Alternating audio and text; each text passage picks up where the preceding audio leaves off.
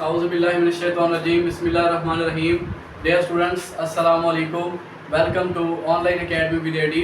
Okay, आज हमने पढ़ना है नॉर्मल मूड डिनोमिनेशन। अब सबसे पहले समझते हैं कि नॉर्मल मूड डिनोमिनेशन है क्या।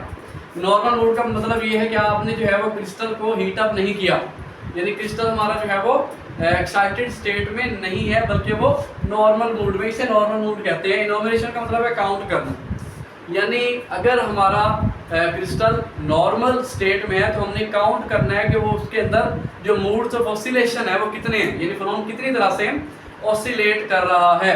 लास्ट वीडियो में हमने पढ़ा था कि जो फोनोन्स है वो लॉन्गिट्यूडल वेव्स की शक्ल में भी करता है ऑसिलेट, और फोनोन्स जो है वो ट्रांसवर्स वेव की शक्ल में भी ऑसिलेट करते हैं। और लॉन्गिट्यूडल वेव का एक सिंगल मोड ऑफ ऑसिलेशन था, ट्रांसवर्स वेव जो क्रस्ट और ट्रफ होते हैं तो उसमें दो मोड्स ऑफ ऑसिलेशन थे। बहरहाल तो एक फोनोन्स के अंदर कितने मोड्स ऑफ ऑसिलेशन हो सकते हैं, उसके लिए हमने आज जो है वो फॉर्मूला देखना है। आज का थोड़ा मैथमेटिकल है तो ध्यान से। ओके, इसमें सबसे पहले हम जो है वो फोनोन है, मिसाल के तौर पर जैसे फोटोन है, फोटोन की एनर्जी कितनी होती है हमारे पास, E = h म्यू, ये फोटोन की एनर्जी है। इसी तरीके से फोनोन की भी एनर्जी होती है। फोनोन की एनर्जी को कैसे लिखते हैं, h कट ओमेगा। अगर हमारे पास एक फोनोन है उसकी एनर्जी है h कट ओमेगा, तो हमारे पास अगर n नंबर ऑफ फोनोन तो उसकी एनर्जी क्या होगी, बड़ी जाहिर सी बात है n h कट ओमेगा ही होगी ना। तो इसी को मैंने लिखा है total energy, k wave vector है, p पोलराइजेशन वेक्टर है। तो इस एनर्जी को हम कैसे लिखेंगे, टोटल एनर्जी कैसे कैलकुलेट करेंगे भाई, n को h कट ओमेगा से मल्टीप्लाई कर दें। अब n क्या है, n is the average number of phonons, ठीक है। एवरेज नंबर ऑफ फोनोन्स, कितने फोनोन्स हैं इक्विलिब्रियम स्टेट के अंदर, क्रिस्टल के अंदर। हमने फर्ज कर लिया कि अगर हमारा क्रिस्टल थर्मल इक्विलिब्रियम में है तो उस क्रिस्टल के अंदर एवरेज नंबर ऑफ फोनोन्स n है, और n की वैल्यू ये दी हुई है 1/exponential h का ओमेगा ओवर t - 1। इसको हम पुट करेंगे इक्वेशन 1 के अंदर, तो हमारे पास क्या आएगा, summation k summation p h का ओमेगा, और n की जगह हमने पुट कर दिया एक्सपोनेंशियल h का ओमेगा ओवर t - 1।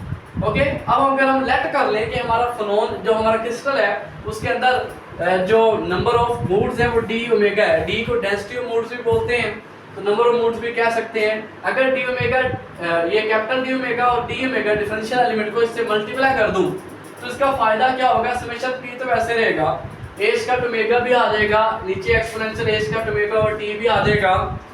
जैसे ही मैं d ओमेगा और इस d ओमेगा से मल्टीप्लाई करूंगा तो ये जो हमारा सम था ना k के ऊपर, ये चेंज हो जाएगा इंटीग्रल में। ओके, तो अब हमारे पास इंटीग्रल फॉर्म में आ गया। कंफ्यूज नहीं होना, ये k p आपकी मर्जी है, लिखें या ना लिखे, बताना मकसद था कि फ्रीक्वेंसी जो है it is a function of wave vector and polarization. अब स्पेसिफिक हीट कैपेसिटी निकालें तो कैसे निकालेंगे, इसका डेरिवेटिव ले लेंगे पार्शियल u और पार्शियल t, ठीक है। जब हमने डेरिवेटिव ले लिया तो कैसे डायरेक्ट लेंगे, देखो इसके ऊपर, इसमें टेम्परेचर नहीं है, टेम्परेचर के लिहाज से हमने डायरेक्ट लेना है एनर्जी का, तब हमें लैटिस हीट कैपेसिटी मिलती है, पढ़ चुके हैं। इसके अंदर भी नहीं है तो इट मींस कि इस टर्म का हम डेरिवेटिव लेंगे, ठीक है। तो e की पावर h का ओमेगा ओवर t - 1, ये नीचे खड़ा था पहले, तो इसकी पावर 1 है, इसको मैं ऊपर ले गया, -1 हो जाएगा। इसके ऊपर हमने हमारे टेम्परेचर वाले डेरिवेटिव में जो है वो अप्लाई होना है। जब इसके ऊपर हम अप्लाई करेंगे तो हमारे पास ये चीज़ आ जाएगी। आप इसको करके देखिएगा, वरना वीडियो के एंड पे मैं इसको सॉल्व कर दूंगा कि ये कैसे हुआ है, ठीक है। ये आ गया जी, इसको हमने सॉल्व किया तो हमारे पास ये आ गया, ठीक है। इसको जब मल्टीप्लाई करूंगा मैं तो मेरे पास ये टर्म बन जाएगी, बेसिकली हमारी यही टर्म है। ये डेंसिटी ऑफ मूड्स है, अगर हमें लैटिस हीट कैपेसिटी पता हो तो हम यहाँ से जो है वो नंबर ऑफ मूड्स निकाल सकते हैं। इसे डेंसिटी ऑफ मूड्स भी कहते हैं, नंबर ऑफ मूड्स भी कहते हैं, डेंसिटी ऑफ स्टेट्स भी कहते हैं, ठीक है। तो ये फॉर्मूला असल है जो हमने ड्राइव करना था। इसको सिंपल में करने के लिए मैंने क्या किया है, जहाँ जहाँ h का ओमेगा ओवर t था वहाँ मैंने x पुट कर दिए, h का square omega square over t square था, मैंने x स्क्वायर लिख दिया, h का ओमेगा ओवर t था, मैंने x लिख दिया, h का ओमेगा ओवर t था, मैंने यहाँ भी x लिख दिया। तो ये हमारा फाइनल एक्सप्रेशन आ गया। आई होप आपको समझ आ गई होगी। अब ये जो चीज़ थी ये मैं बता देता हूँ कि ये कैसे है। इसका अगर हमने डेरिवेटिव लेना है गौर से देखिएगा, ठीक है। मैं यहाँ पे कर देता हूँ इसको ताकि तो समझ आ जाए।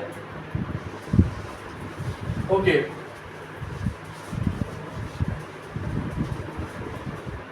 जी इस टर्म का डेरिवेटिव अगर हम लें तो कैसे क्या होगा जी, पावर रूल, पावर है तो पावर लगेगी, पहले पावर लिखेंगे, फिर क्या करना है e की power a square omega over t, ठीक है। ये सिंपल t नहीं है, याद रखना है कि ये जो t है ये क्या है, k बीटा t है, ओके। -1 और इसकी पावर -1 है। पावर रूल कहता है कि पावर में से आपने पास माइनस भी करना है, ये पावर रूल है। पहले पावर लिखनी है, फिर आपने अपना फंक्शन लिखना है, फिर पावर में से 1 माइनस करना है, और फिर जो चीज़ भी अंदर है इसका मजीद डेरिवेटिव लेना है टेम्परेचर के लिहाज से। ये पावर रूल है, e की power a square omega over t -1।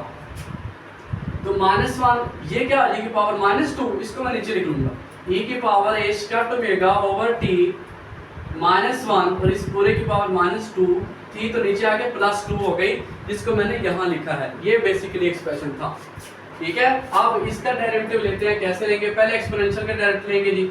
Exponential function का डेरिवेटिव लेने का रूल है कि आपने पहले उसको सेम लिखना है, ठीक है। फिर क्या करना है, फिर आपने इस एंगल का डेरिवेटिव भी लिखना है। तो a स्क्वायर ओमेगा के ऊपर तो टेम्परेचर डेरिवेटिव जो है वो अप्लाई ही नहीं होगा। अब क्या रह गया 1/t, तो 1/t इसके ऊपर अप्लाई होगा, पार्शियल t, और ये t को हम ऊपर लेके जाएंगे तो -1 आ जाएगा, ठीक है। -1 का डेरिवेटिव 0 हो गया, ये टर्म सेम आ जाएगी, -1 ओवर e की पावर a स्क्वायर